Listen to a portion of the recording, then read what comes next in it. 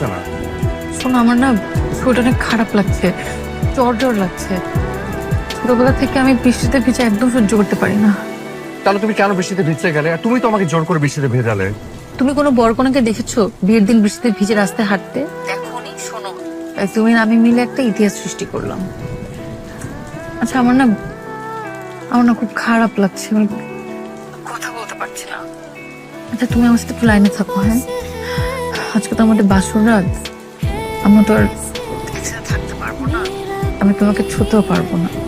তাই তুমি তোমার কথা দিয়ে আমাকে জড়িয়ে ধরে রাখো। কথা বলতে পারছি না। কিন্তু শোনো, এখন আমিও বৃষ্টিতে ভিজছি। কেন? তুমি আবার কেন বৃষ্টিতে ভিজছো? তুমি ভেজা কাপড়ে ঠান্ডায় কাঁপে, আর আমি শুকনো কাপড় পরে ঘরের মধ্যে বসে থাকবো বলো?